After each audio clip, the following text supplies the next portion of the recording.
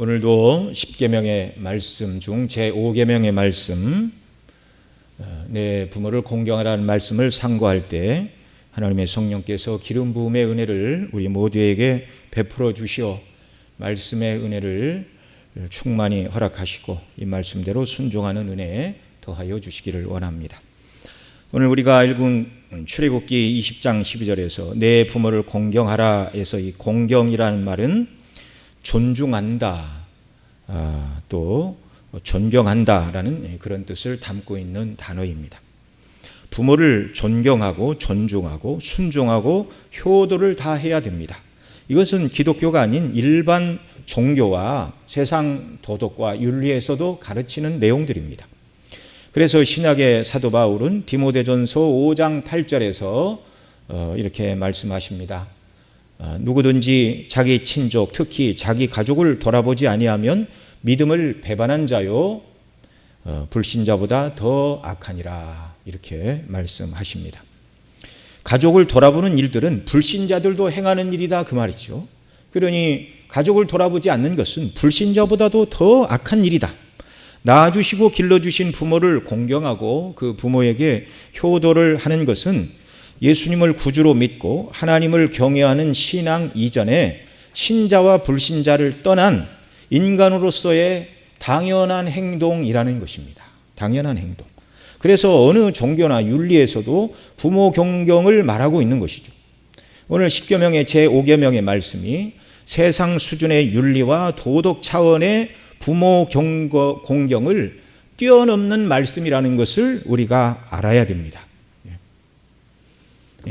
여러분, 성경이 세상 수준의 이야기를 우리한테 가르칠 이유가 없습니다. 우리 주님 사도 바울이 말한 대로 친족을 돌아보는 것은 불신자도 하는 일이요, 그거보다 그리스도인들은 더 해야 되기 때문에 그런 것이죠.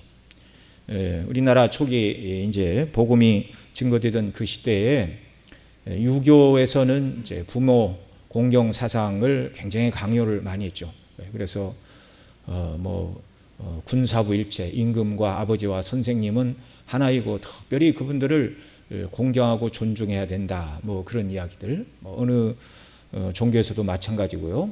그리고 기독교가 처음 이 땅에 전파될 때에도 바로 우리 성경에서도 우리 기독교에서도 하나님께서도 부모에게 효도하라고 가르쳤습니다. 이제 그런 내용들이 이제 사람들이 거부감이 없이 복음을 받아들이는 그런 한 요소가 되기는 했는데, 부모 공경을 말씀하는 이 말씀이 그 정도의 수준에 머무는 것은 아니라는 말입니다. 성경이 가르치는 모든 교훈은 이미 그리스도 안에서 구원받은 자들에게 구원의 은혜에 합당한 삶을 가르치는 것이죠.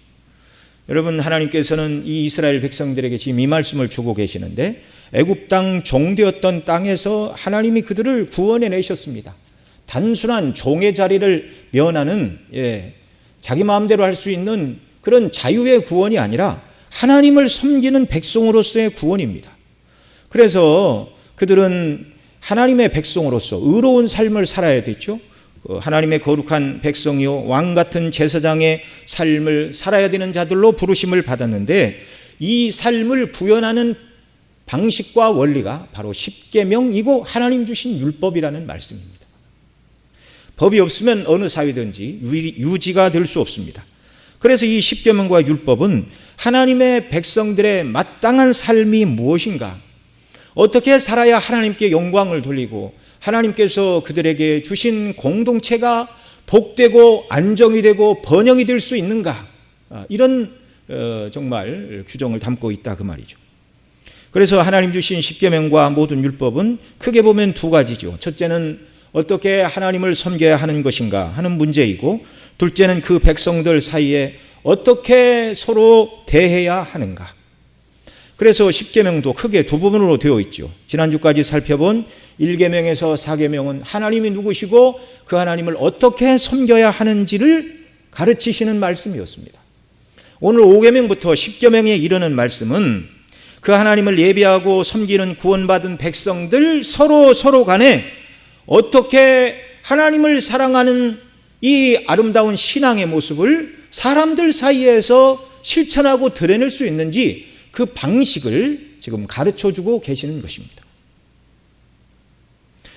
오늘 우리가 읽은 말씀은 사람과 사람 사이에 주어진 첫 번째 계명으로 출애굽기 20장 12절에서는 내 부모를 공경하라. 그리하면 너희 하나님 나 여호와가 내게 준 땅에서 내 생명이 길리라. 이렇게 말씀하십니다.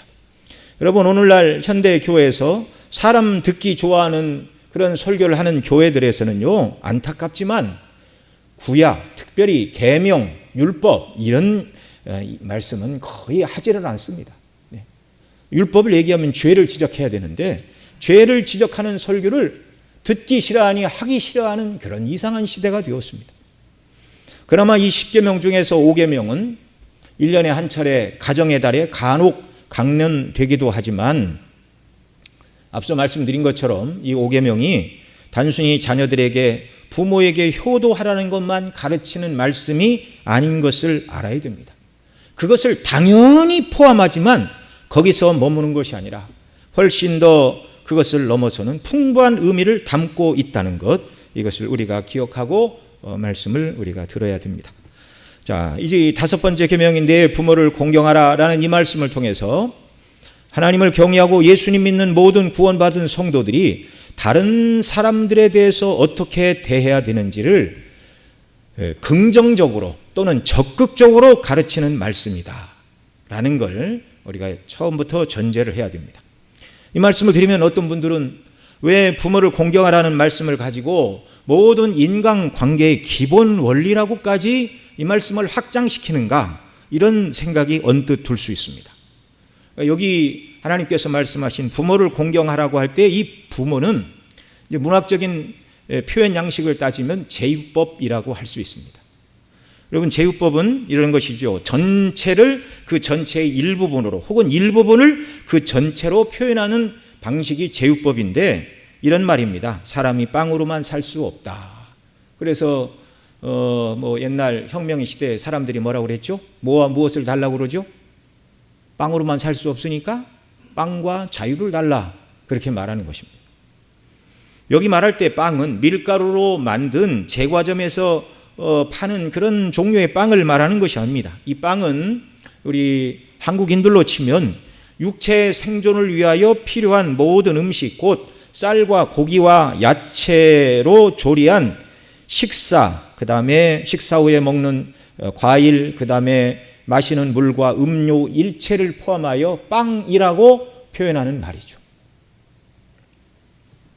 그런 의미에서 제5계명에서 말씀하시는 부모는 모든 권위를 대표하는 것이다, 이렇게 이해를 해야 합니다. 그러면 왜 하나님은 모든 권위의 대표로서 부모를 말하고 있는 것일까요? 사람이 출생하게 되면 맨 먼저 부모와 연을 맺게 되고 부모와 자녀의 이 관계는 모든 사회 관계의 시작이 되고 모든 인간관계의 출발점이기 때문에 그런 것입니다. 그래서 가정에서 부모와 자녀 사이에 부모는 자녀를 사랑하고 돌봐주고 또 자녀는 그런 부모님을 공경하고 순종하는 일을 통해 가족 관계에서 역할을 배우게 되고 이 가족 관계에서 역할을 배우고 그 다음에 이제 성도들이 교회로 모여서 교회 성도들 간에 윗사람이 아랫사람을 사랑하고 가르치고 아랫사람은 존중하고 기쁘게 따르는 이런 훈련들을 하고 그리고 이제 그리스도인들은 사회에 나가는 것이죠. 사회에 나가서 1차적으로 어린 학생들은 학교에 가서 권위자인 선생님을 만나게 됩니다. 학교를 졸업하면 직장의 사장님과 상사들을 만나게 되고 그런 관계에서 어떻게 관계를 맺고 어떻게 살아야 되는지 이걸 가르치시는 말씀이라는 것이죠. 이것은 성경이 말하는 부모의 범주를 보아서도 알 수가 있습니다. 성경은 크게 가정과 교회와 세속 정부나 사회 속에서 부모와 같은 권위자들이 있다고 가르치고 있습니다. 먼저 성경이 말씀하는 부모의 권위를 가진 분들은 누굽니까? 가정 내에서 찾자면 1차적으로는 나를 낳아주시고 길러주신 아버지 어머니입니다. 그래서 에베소서 6장 1절에서도 그렇게 말했죠. 자녀들아 주 안에서 너희 부모에게 순종하라 이것이 옳으니라. 여기 아버지 어머니뿐만 아니라 할아버지 할머니도 부모의 권위를 갖습니다. 사람의 본성에 심겨진 원리입니다. 부모를 공경하는 것. 너희 부모에게 자녀들아 주 안에서 너희 부모에게 순종하라. 이것이 옳으니라. 이것이 옳으니라는 이 표현은 사람의 마음에 심겨진 본성의 원리라는 말입니다. 갓 태어난 어린 아기가 어미 품에 앉아 젖을 어떻게 빨아야 되는지 부모가 가르쳐 주지 않습니다. 지금 아직 한국 사람이라 할지라도 한국말을 아직 못 배웠어요. 그래서 갓 태어난 아이한테 아이야 정신을 차리고 이제 탯줄이 끊어졌으니 네가 입으로 젖을 빨지 않으면 살 수가 없단다. 자, 한번 엄마 젖을 열심히 빨아오렴. 이렇게 가르쳐줘서 젖을 빠는 아이는 없어요. 하나님이 태어날 때부터 아기가 태어나면 엄마의 젖을 찾게 만들었고 또 이 젖을 힘차게 빨아 먹고 사는 그런 원리를 하나님이 그 아이에게 주셨습니다. 본성의 원리에 주셨습니다. 그런 것처럼 자녀가 부모에게 순종하고 존경하는 것은 그 마음에 심겨진 원리라는 것입니다. 두 번째로 양부모도 부모라고 성경은 말하죠. 그래서 예수님께서 어렸을 때 12살 되었을 때 성전에 올라가시고 부모는 따라오는 줄 알고 내려갔는데 예수님이 오시지 않았습니다. 사흘길을 거슬러 다시 올라온 다음에 그렇게 말하죠. 그 부모가 보고 놀라며 그 모친이 가로되 아이야 어찌하여 우리에게 이렇게 하였느냐 보라 내 아버지와 내가 근심하여 너를 찾았노라. 예수님은 성령으로 잉태되셨기 때문에 요셉은 예수님의 출생에 관여한 바가 없지만 성경은 어린 시절 예수님의 보호자가 된 요셉을 아버지라 이렇게 부르고 있는 것이죠. 세 번째로 부모님과 장인 장모가 부모의 권위를 갖습니다. 룻기서에 나오는 시어머니 나오미와 며느리 룻의 관계를 통해서 이 사실을 잘 가르치고 있습니다. 또 가정에서 남편이 아내에게 권위 있는 존재입니다. 창세기 18장 12절에서 사라가 속으로 웃고 이르되 내가 노쇠하였고 내 주인도 늙었으니 내게 어찌 낙이 있으리요. 이렇게 사라는 그 남편을 내 주라 이렇게 부르고 있습니다. 시편 45편 1절에서도 이렇게 말합니다. 그리하면 왕이 너의 아름다움을 사모하실지라 저는 너의 주시니 너는 저를 경배할지어다. 시편 45편은 메시아 왕의 결혼을 노래하는 시인데 왕과 결혼하는 왕비를 향하여 남편된 왕비에게 이렇게 하는 것입니다. 저는 너의 주시니 너는 저를 경배할지어다. 왕과 왕비는 인격적으로 동등합니다. 그럼에도 불구하고 하나님께서 주신 질서에 따라서 이렇게 말하는 것이죠. 또한 부모님의 형제들, 그러니까 큰아버지나 작은아버지가 될 수도 있고요. 그 다음에 부모가 떠난 자리를 대신하는 형제들도 부모의 권위를 갖습니다. 이것은 에스더서에 나오는 그의 사촌오빠 모르드게가 이 에스더의 후견인과 같이 양부모의 입장에서 이 에스더를 잘 양육했다고 이렇게 말하고 있는 것이죠. 고대 사회에서 가정에 있던 종들도 주인에게 있어서 그런 주인이 그런 존재입니다. 가정에 있는 종들은 그 주인이 부모와 같은 존재로 그렇게 이해를 해야 된다는 말이죠. 이것이 성경이 가르치는 내용들이고요. 그 다음 교회와 관련하여 부모라는 말은 교회 목사와 장로들에게 해당하는 표현입니다. 엘리사는 엘리야를 아버지라 불렀습니다. 이스라엘 왕도 엘리야를 내 아버지요 이렇게 불렀고요. 사도 바울은 스스로를 일컬어 고린도 교인들의 아버지라고 말하였는데 고린도전서 4장 15절에서 이렇게 말합니다. 함께 읽습니다. 그리스도 안에서 1만 스승이 있으되 아비는 많지 아니하니 그리스도 예수 안에서 복음으로써 내가 너희를 낳았음이니라. 아멘. 스승일 뿐만 아니라 아비다. 그리스도 예수 안에서 복음으로써 내가 너희를 낳았다. 이렇게 말하죠. 또한 교회에서 우리 장로님들이 교회에서 부모와 같은 권위를 갖습니다. 사도 바울은 디모데전서 5장 17절에서 그래서 이렇게 말합니다. 잘 다스리는 장로들을 배나 존경할 자로 알되 말씀과 가르침에 수고하는 이들을 더할 것이니라. 더 나아가 세속 정부와 사회에서도 부모의 권위를 갖는 사람들이 있습니다. 먼저 통치자들이 그런 사람들인데요. 이사야 49장 23절에서 이렇게 말합니다. 열왕은 내 양부가 되며 왕비들은 내 유모가 될 것이며. 뿐만 아니라 아직 어리고 낮은 위치에 있는 사람들에게 연장자와 탁월한 사람들이 사회에서는 그의 부모의 위치에 있는 것입니다. 그래서 레위기 19장 32절에서는 너는 센 머리 앞에서 일어서고 노인의 얼굴을 공경하며 내 하나님을 경외하라. 나는 여호와니라. 이게 하나님 주신 질서입니다. 세 번째로 학교의 선생님과 숙련자, 상급자들이 부모의 권위를 갖습니다. 그래서 이렇게 제5계명은 육체의 부모에게만 한정된 것이 아닙니다. 그래서 베드로 사도는 베드로전서 2장 13절 이하에서 이렇게 말하죠. 인간의 모든 제도를 주를 위하여 순종하되 라고 말하면서 13절에서는 왕을 언급하고 14절에서는 왕이 보낸 총독, 그리고 18절에서는 종의 입장에서 주인들에게 하나님께서 인간에게 주신 제도를 주를 위하여 순종하라, 부모에게 순종하도 순종하라, 이렇게 가르치는 것입니다. 오늘 우리가 본문으로 삼은 신약 에베소서 6장에서도 마찬가지죠. 1절로 3절에서는 자녀가 부모를 공경하고 순종할 것을 말하고 5절로 8절에서는 종들에게, 상전 곧 주인들에게 순종하라고 사도 바울이 가르치고 있습니다.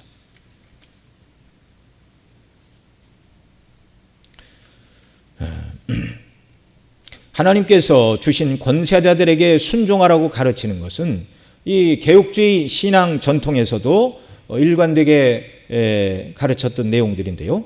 하이델베르그 요리문답 104문에서 이렇게 묻고 답합니다. 문답 우리 같이 읽습니다. 제5계명에서 하나님께서 원하시는 것은 무엇입니까? 나의 부모님 그리고 내 위에 있는 모든 권위에 모든 공경과 사랑과 신실함을 나타내고 그들의 모든 좋은 가르침과 징계에 대하여 합당한 순종을 하며 또한 그들의 약점과 부족에 대해서는 인내해야 합니다. 공경과 사랑입니다. 이 사실을 웨스트민스터 대요리 문답에서도 가르칩니다. 124문 같이 읽습니다. 제5계명에 있는 부모는 누구를 뜻합니까? 제5계명에 있는 부모는 육신의 부모뿐 아니라 연령과 은사에 있어서 모든 윗사람과 특히 하나님의 규례에 의하여 가정과 교회와 국가를 막론하고 우리 위에 권위의 자리에 있는 자들을 뜻합니다. 가정과 교회와 국가를 막론하고 우리 위에 있는 권위자들을 부모라고 가르치는 것이라고 여기 대요리 문답에서 설명을 해주고 계십니다. 그러니 앞서 말씀드린 것처럼 이 5계명은 가정의 달에 자녀들에게 부모에게 순종하라고 말하는 그런 정도의 효도를 강조하는 정도의 말씀을 넘어서는 교훈이라는 사실을 우리가 알아야 됩니다. 여러분, 이 말씀은 출애굽기 백성들에게 주셨다고 말씀을 드렸죠. 그들은 애굽에서 종살이 하다가 나왔습니다. 종은 뭐 하는 사람들입니까? 주인이 시키는 일만 하는 사람들이에요. 자율적으로 그들이 무슨 법을 가지고 있거나 조직을 가지고 있거나 어떤 체계를 가지고 움직이는 사람이 아니라 종들은 그 위에 감독자들의 말을 따라서 움직이는 사람들입니다. 다 그렇게 살던 사람들이었는데 그런 종의 의식을 가지고 어떻게 이스라엘이 사회와 국가의 모습을 띌 수가 있습니까? 그래서 하나님께서 이 5계명을 통하여 가정에서는 자녀가 부모에게 순종하는 일을 통하여 그리고 이제 모세가 그들 위해 1000부장을 뽑고 100부장을 뽑고 50부장을 뽑고 이렇게 10부장을 뽑아 조직을 만드는 그런 일이 있죠. 그래서 이런 권위와 질서들에 순종하고 복종하는 일을 통하여 그 공동체를 견고히 세우시기 위한 방편으로 하나님이 내 부모를 공경하라, 권위자를 공경하라 이렇게 말씀해 주셨다는 말입니다. 자, 하나님께서는 부모와 권위자를 공경하라고 말씀하시는데 왜 그들을 우리가 공경해야 하는가? 부모님의 경우에는 우리를 낳으시고 기르신 사랑 때문에 이해가 되지만 다른 권세자들은 우리가 존중히 여기고 그들에게 순종하고 나아가 사랑하고 따라야 될 이유가 무엇이냐 이렇게 질문을 할 수도 있는데요. 그러나 여러분, 부모라 할지라도 충분한 사랑과 돌봄을 주지 못하는 부모가 있습니다. 어떤 젊은 사람들은 간혹 그런 말을 합니다. 우리 교회 청년들은 아직 그런 사람을 만나보지 못했는데요. 목사님 부모를 공경하라고 그러는데 우리 아버지 어머니 같은 분을 또 공경을 해야 됩니까? 그렇게 말을 하고 사랑을 받지 못하고 아버지 어머니에게 버림을 받았고 한 집에 살지만 늘 아버지한테 매를 맞고 한 번도 아버지가 돈을 벌어서 자녀들을 양육하지 않고 늘 집에서는 싸움이 그냥 그칠 일이 없고. 네. 여러분, 그런 집의 자녀들은 부모를 공경해야 됩니까? 공경하지 않아야 됩니까? 우리는 하나님 말씀에 순종을 해야 하는 것이죠. 우리가 부모와 권위자들을 공경하고 존중하고 따르는 것은 하나님께서 세우신 질서이기 때문에 그렇습니다. 제5계명은 우리에게 하나님께서 이 세상에 가장 높은 권위에 계신 분이라는 사실을 이게 보여주는 말씀입니다. 말라기 1장 6절에 이렇게 말합니다. 같이 읽습니다.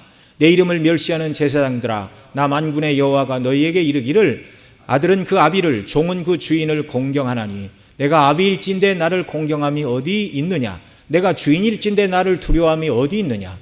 하나 너희는 이르기를 우리가 어떻게 주의 이름을 멸시하였나이까 하는도다. 또 히브리 12장 9절에서도 이렇게 말합니다. 또 우리 육체의 아버지가 우리를 징계하여도 공경하였거늘 하물며 모든 영의 아버지께 더욱 복종하여 살려하지 않겠느냐, 이렇게 말씀합니다.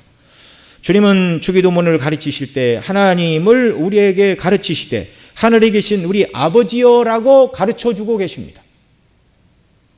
창조와 구원의 하나님께서 성도들에게 있어서 진정한 아버지시라는 말씀이죠. 창조와 구원의 하나님 아버지께서 우리를 이 땅에 보내실 때 사용하신 방편이 부모님들입니다.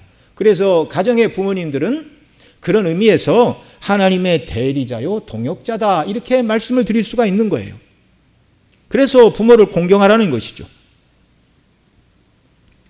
인간 부모 중에도 자녀를 사랑으로 잘 돌보지 못한 경우가 있을 수 있으나 그런 부모는 공경의 대상에서 빼라고 하지 않으십니다. 하나님이 세우신 질서와 대리자요 동역자들이기 때문에 부모와 권위자들에게 순종하고 존중하라, 그렇게 하는 것이 하나님의 백성들이 하나님을 사랑하는 그 사랑의 원리를 사람 사이에서 온전히 나타내고 증거하고 그런 견고한 사회로 만들어가는 기반이 바로 권위자를 공경하는 것이다, 이렇게 가르치고 있는 것이죠. 여러분이 공경이라는 말이 이사야 24장 15절에서 그러므로 너희가 동방에서 여호와를 영화롭게 하며, 여호와를 영화롭게 한다고 할 때의 이 단어가 내 부모를 공경하라고 할 때 쓰였던 똑같은 카베드라는 똑같은 단어입니다. 똑같은 단어. 부모 공경이라는 말과 여호와를 경외하라는 말, 그러니까 이 카베드라는 말은 아무 데나 쓸 수 없어요. 하나님께만 쓰는 단어인데 부모에게만 이 단어가 허락이 되고 있습니다. 하나님을 영화롭게 할 때 사용된 단어를 부모를 공경하라, 이 말은 부모를 영화롭게 하라, 그런 말도 되는 것이죠. 뿐만 아니라 부모를 공경하는 자들에게 주시는 복이 무엇이었습니까? 내게 준 땅에서 내 생명이 길리라 하셨는데 신명기 4장 40절에 보면 하나님을 경외하는 자들에게 주시는 복도 똑같습니다. 신명기 4장 40절 같이 읽습니다.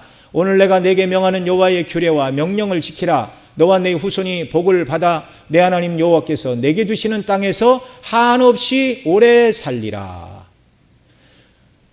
여호와의 규례와 명령을 지켜 하나님을 경외하며 살아가는 것, 그러면 어떻게 하신다고요? 땅에서 한없이 오래 살리라. 공경이라는 단어를 하나님과 부모에게 썼고 하나님과 부모를 공경하는 자들이 받는 복이 땅에서 생명이 길고 오래 사는 것이다, 이렇게 말합니다. 뿐만 아니라 또 성경은 아비나 어미를 저주하는 자들의 받아야 될 형벌을 말씀하는데요. 출애굽기 21장 17절에 보면 그 아비나 어미를 저주하는 자는 반드시 어떻게 하라고 그러십니까? 죽이라고 그럽니다.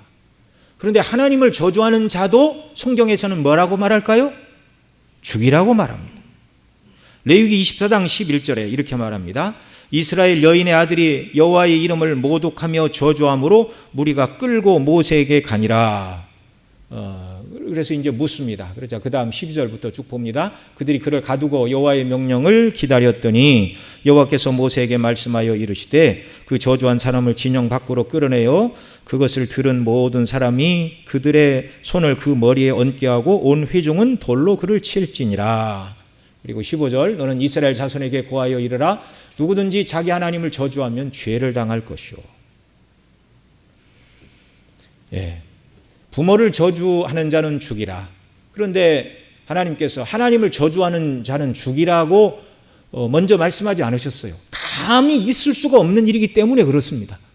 그런데 하나님이 하시지 않은 말씀이 백성 가운데 일어났어요. 여호와를 저주하는 사람이 나타나자 그때 이제 모세가 하나님께 물으니까 부모를 공경해도 죽어 마땅하여 하거늘 여호와를 경외하는 자가 어찌 살 수 있습니까? 이렇게 여호와 하나님과 부모를 공경하라는 말이 같은 단어이고 공경하는 자들에게 주어지는 복도 똑같은 장수의 복이며 하나님과 부모를 저주하는 자에게 주어지는 형벌도 똑같이 돌로 쳐 죽이라는 것입니다. 최고의 아버지요 최고의 권위자는 하나님이신데 이 땅에서 하나님은 그 권위를 부모들에게 권세자들에게 나누어 주시고 이 세상이 유지되고 하나님의 뜻대로 나라가 통치되고 교회가 하나님의 뜻 가운데 견고히 서고 가정이 견고히 서도록 그런 권위를 가정의 부모에게 교회 목사와 장로들에게 세상의 권세자와 선생들과 높은 자리에 있는 분들에게 하나님이 이 권위를 나누어 주셨다는 사실입니다. 자, 그러면 권위 아래에 있는 사람은 권위 위에 있는 자들을 어떻게 공경해야 할까요? 이에 대하여 웨스트민스터 대유리문답 127문에서 이렇게 묻고 답합니다. 같이 읽습니다. 아랫사람이 윗사람에게 마땅히 드려야 될 존경은 무엇입니까? 아랫사람이 윗사람에게 마땅히 드려야 될 존경은 마음과 행동에 있어서 모든 합당한 존경과 그들을 위한 기도와 감사와 그들의 덕행과 은혜를 본받음과 그들의 합법적인 명령과 권고에 즐거이 순종함과 그들의 징계에 마땅히 복종함과 위 사람들의 여러 계급과 지위의 성질에 따라 그들의 인격과 권위에 충성하고 변호하고 지지하며 또한 동시에 그들의 약점을 짊어지고 이를 사랑으로 덮음으로써 그들과 그들의 다스림의 명예가 되게 합니다. 이렇게 가르치고 있습니다. 어려운 말씀이 아니죠. 이 내용을 설명하면 권위 아래에 있는 자들은 권위 위에 있는 자들을 존경해야 한다. 존경, 마음으로부터 존경해야 된다. 이걸 가르치는 것입니다. 하나님께 순종하듯 부모와 권위를 가진 자들에게 그 다음 순종해야 됩니다. 마음으로 존경하고 진심으로 존경하고 그 다음에 그들의 명령과 권고에 순종해야 된다. 로마서 13장 1절에 각 사람은 위에 있는 권세들에게 복종하라. 권세는 하나님으로부터 나지 않음이 없나니 모든 권세는 다 하나님의 정하신 바라. 이렇게 말합니다.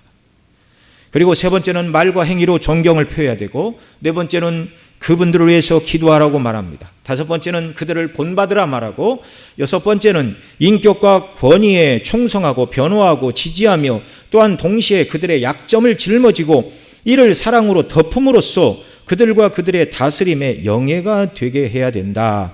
이렇게 가르치는데요.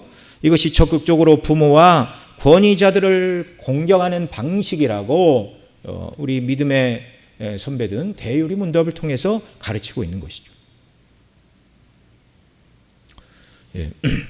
반대로 자녀가 부모에 대하여 또 위에 권세자들에게 대하여 해서는 안 되는 행동도 이 대유리 문답 128문에서 가르치고 있습니다.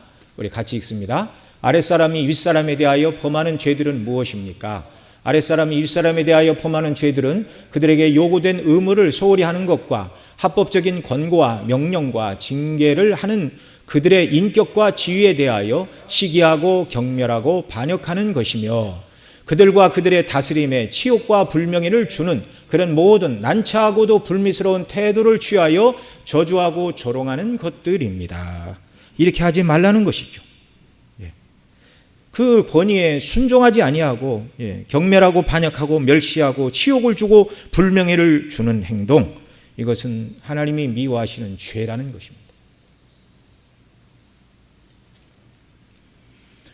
그러면 이 부모 공경의 말씀이 일방적으로 아랫사람이 윗사람에게만 존경하고 순종하고 그 뜻을 따라서 행해야 되는가, 이것만을 가르치는가? 그렇지 않습니다. 제2 5계명의 정신은요, 부모와 권위자들이 자녀와 권위 아래에 있는 사람들에게도 가져야 할 덕이 있다는 것을 포함하는 내용입니다. 이것을 웨스트민스터 대유리문답 129문에서는 이렇게 가르칩니다. 우리 같이 읽습니다. 아랫사람에 대한 윗사람에게 요구되는 것은 무엇입니까? 윗사람에게 요구되는 것은 하나님으로부터 받은 권세와 그들이 놓인 관계에 따라서 그들의 아랫사람을 사랑하고 기도하고 축복하고 가르치고 권고하고 훈계하며 잘하는 자들에게는 격려하고 칭찬하고 포상하며 잘못하는 자들에게는 찬성하지 아니하고 책망하고 징벌하여 영혼과 몸에 필요한 모든 것을 그들을 위하여 보호하고 예비하며 정중하고 지혜롭고 거룩하고 모범적인 태도로 하나님께 영광을 돌리고 자신들을 영화롭게 하며 하나님이 그들에게 주신 권위를 보존하는 것입니다. 윗사람은 아랫사람에 대하여 이렇게 해야 된다는 말이죠. 그래서 신약의 사도 바울은 오늘 본문 에베소서 6장 1절로 3절에서는 부모를 공경하라 말씀하고 그 다음 4절에서 뭐라고 그랬습니까? 또 아비들아 너희 자녀를 노엽게 하지 말고 오직 주의 교양과 훈계로 양육하라. 이것이 부모를 공경하라는 말씀 속에 함께 포함된 말씀입니다. 그리고 5절로 8절에서는 권위 아래에 있는 종들이 그 상전들에게 어떻게 해야 될 것을 말한 다음에 상전된 사람들, 권위 위에 있는 사람들은 아랫사람들에게 어떻게 해야 되는가를 9절에서 또 이렇게 말했죠. 에베소 6장 9절 같이 읽습니다. 상전들아 너희도 저희에게 이와 같이 하고 공갈을 그치라. 이는 저희와 너희 상전이 하늘에 계시고 그에게는 외모로 사람을 취하는 일이 없는 줄 너희가 알미니라. 아멘. 자, 이렇게 이 5계명은 자녀와 권위 아래에 있는 자들이 부모와 권위 위에 있는 분들에게 존경과 순종과 사랑과 복종을 나타내므로 물론 위에 있는 사람은 당연히 하나님을 경외하는 원리 가운데 아랫사람에게 명령을 해야 되는 것입니다. 그 복종을 기꺼이 받아야 되고요. 또 주 안에서 순종하라 그런 말이 있죠. 윗사람이 잘못된 것을 말하면 하나님의 뜻이 아닌 것은 순종하지 않아도 되는 것입니다. 그러나 합법적이고 정당한 것이라면 반드시 순종해야 된다, 이걸 가르치고, 또 부모와 권위 위에 있는 자들은 자녀와 권위 아래에 있는 자들에게 어떻게 대해야 되는지 사랑과 정직함으로 그들을 노엽게 하지 말고 올바르게 그 권위를 행사해야 된다, 이렇게 가르치고 있습니다.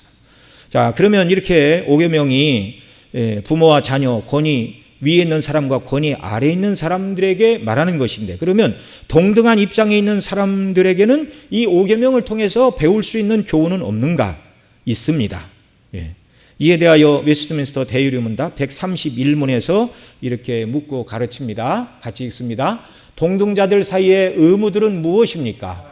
동등자들 사이의 의무들은 상호간의 존엄과 가치를 존중하며 서로 경의를 표하며 피차 받은 바 은사들과 높아짐을 마치 자신의 것처럼 여기는 것입니다.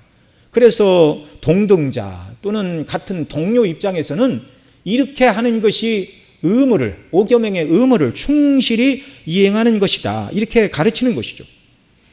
예수님은 마태복음 7장 12절에 소리 황금유리라 부르는 이 말씀을 주셨습니다.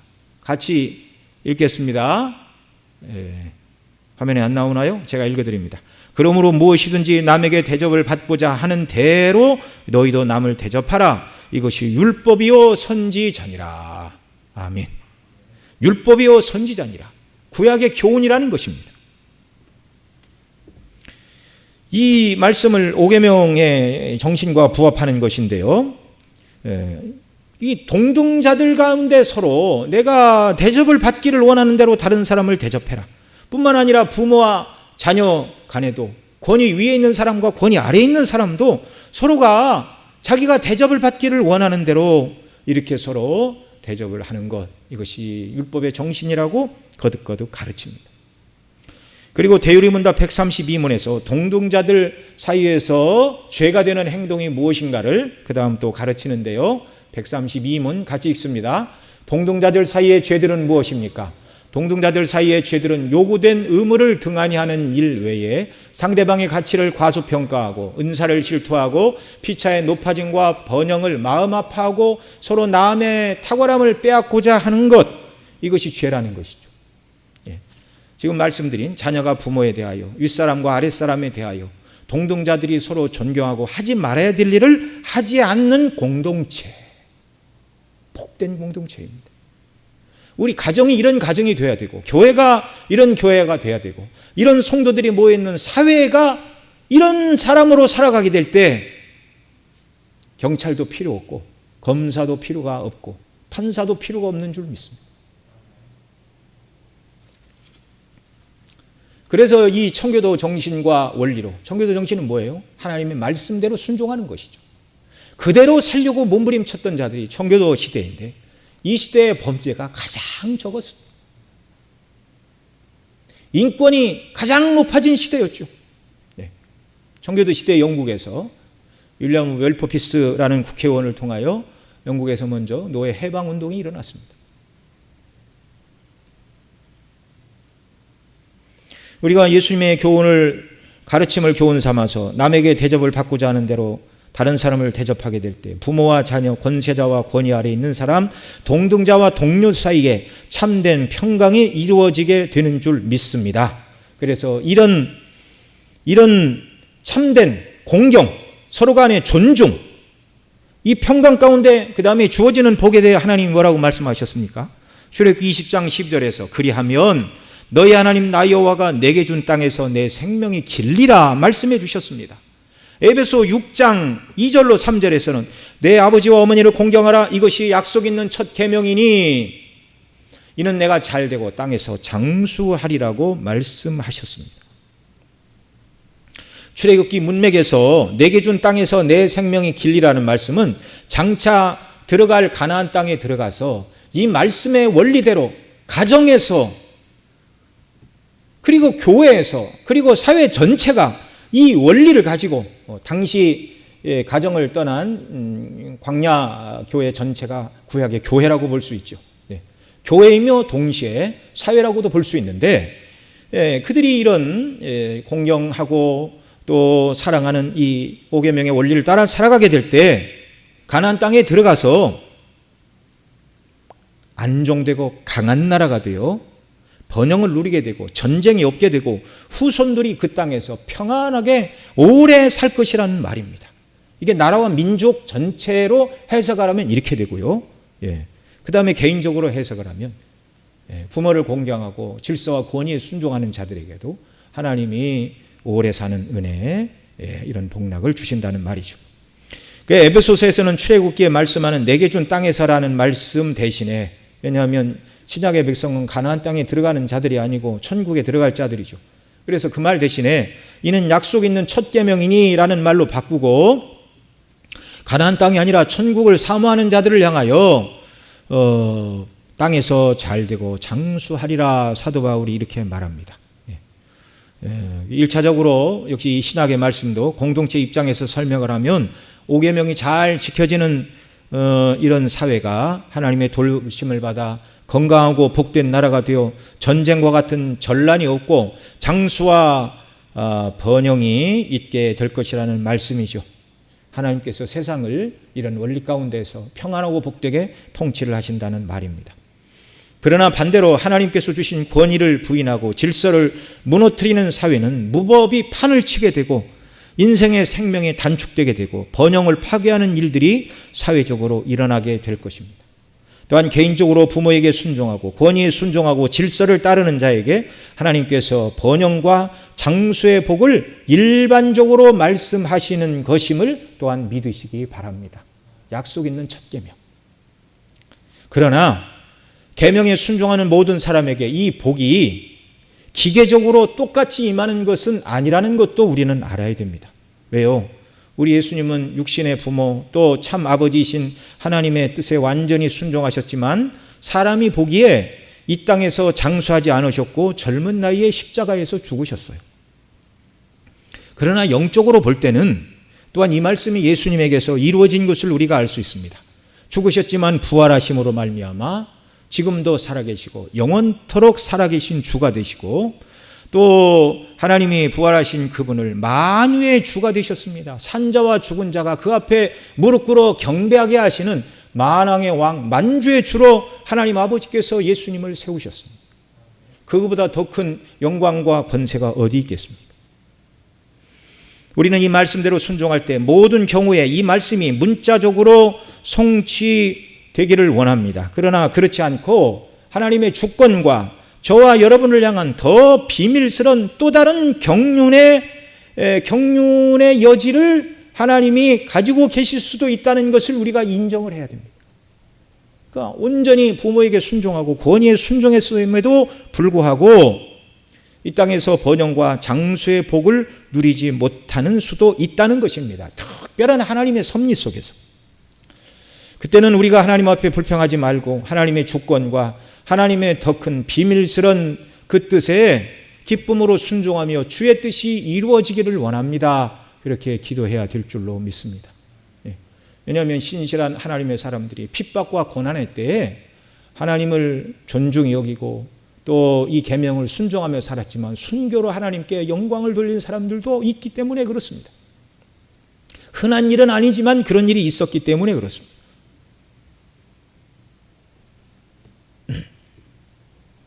그러나 그렇게 일찍 부모를 공경하고 권위에 순종하는 사람이 일찍 세상을 떠났다 할지라도 궁극적으로 주님 앞에 섰을 때는 하나님은 선하십니다. 내게 베푸신 은혜가 너무 크고 놀랍습니다. 이 천국에서 내가 진실로 가장 큰 번영을 누리고 장수를 누리게 되어, 장수가 아니죠. 영생을 누리잖아요. 죽지 않는 영생을 천국에서 누리게 되잖아요. 그러니까 궁극적으로 하나님 나라에서 이 영광스러운 복을 하나님을 경외하고 부모를 공경하고 질서를 지키는 모든 구원받은 그리스도인들은 하늘에서 이 복을 완전하게 누리는 때가 오는 것입니다. 여러분, 우리가 이 계명에 순종해야 되는 것은 권위와 질서를 세우셨고 이것을 통하여 공동체를 복되게 하시는 거룩하신 하나님의 뜻이기 때문에 순종해야 합니다. 그러나 뿐만 아니라 우리가 우리 구주 예수님을 닮기 위하여 이 계명에 순종해야 하는 줄 또한 믿으시기 바랍니다. 주님께서 말씀하셨어요. 아무든지 나를 따라오거든 자기를 부인하고 자기 십자가를 지고 나를 쫓으니라. 나를 쫓으니라. 우리가 계명에 순종하는 것은 우리를 구원하신 예수님을 따르고 또 예수님의 삶에 참여하기 위함입니다. 예수님께서 율법에 완전히 순종하심을 통하여 우리 대신 십계명을 대신 다 지켜주셨고 또 우리 죄를 십자가에서 대속하심으로 그 예수님을 믿는 우리가 하나님 앞에 의롭다 하심을 얻은 자들이 되었습니다. 예수님을 믿는다면 예수님을 따르고 닮아야 되죠. 그러면 예수님은 이 5계명을 어떻게 순종하셨죠? 먼저 참되신 하나님 아버지의 뜻을 따라 말씀드린 대로 율법에 완전히 순종하시고 그 다음 아버지의 뜻은 예수님이 십자가에 죽는 것이었습니다. 죽음의 십자가를 거부하지 않으셨어요. 십자가 앞에서 주님도 십자가를 지고 죽는 것, 하나님과의 영원한 생명의 교통이 끊어지는 것이 너무너무 예수님에게는 두려운 일이었습니다. 그래서 기도하셨어요. 누가복음 22장 42절에 가라사대 아버지여 만일 아버지의 뜻이거든 이 잔을 내게서 옮기시옵소서. 그러나 내 원대로 마옵시고 아버지의 원대로 되기를 원하나이다. 하나님 아버지의 뜻대로 우리 예수님이 순종하셨음을 믿으시기 바랍니다. 그래서 우리도 하나님 아버지의 뜻에 순종해야 됩니다. 육체의 부모인 요셉과 마리아에게 순종하여 받으셨고 또 십자가 위에서 죽어가시면서 홀로 남겨질 그 어머니를 제자 요한에게 부탁하시면서 이 부모 공경을 끝까지 죽어가시는 순간까지도 부모 공경을 실천하셨습니다. 또한 주님은 참 하나님의 아들이시나 동시에 참 사람으로서 국가의 권위에도 순종하셨습니다. 누가복음 20장 22절로 25절에 보면 어떤 사람이 나와 예수님께 시험하죠. 가이사에게 세를 바치는 것이 가합니까? 가하지 않습니까? 바치지 말라 그러면 로마 당국에 고발할 것이고 바치라 그러면 매국노라고 말할 것이고 예수님을 함정에 빠뜨리기 위한 질문이었습니다. 그러자 주님이 너희가 가지고 있는 동전 하나를 내보아라. 그러자 동전을 내보니 거기 네 글과 네 형상이 있느냐 그랬더니 가이사의 글과 가이사의 형상이 있습니다. 그러자 주님이 말씀하셨죠. 가이사의 것은 가이사에게, 하나님의 것은 하나님에게 바치라. 비록 로마가 그곳을 다스리는, 총독이 다스리는 그러한 때였지만 국가의 권세를 주신 분이 하나님이시고 그 권위에 순종하사 우리 예수님은 빌라도의 재판을 받으시고 십자가의 사형 판결을 받으셨습니다. 얼마든지 벗어나실 수 있어요. 우리 주님도 국가의 권위에 순종을 하셨습니다. 또한 예수님은 주와 선생으로 제자들의 발을 씻기심을 통하여 아랫사람을 사랑하고 당신의 목숨을 많은 사람의 대속물로 내어주시는 일을 통하여 자기를 믿는 자들을 진정으로 영원토록 영광의 나라에서 사는 지극한 복락의 영광을 베풀어 주셨습니다. 윗사람으로서 아랫사람에게 베풀 수 있는 모든 것, 윗사람의 도리가 무엇인가를 우리 주님은 완전하게 보여주셨습니다.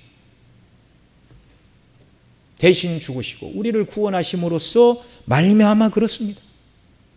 그래서 이 5계명의 원리를 가지고 우리가 세상에 나가면 아버지요 권세자요 권위자라 할지라도 어떻게 아랫사람들에게 이 계명의 정신을 발휘하여 그리스도의 사랑과 덕과 그 은혜를 나타내고 실천할 수 있는가, 이것을 가지고 고민하는 역사가 있기를 바랍니다. 우리는 모든 말씀을 배울 때 이 말씀을 어떻게 나에게 유리하게 적용할까?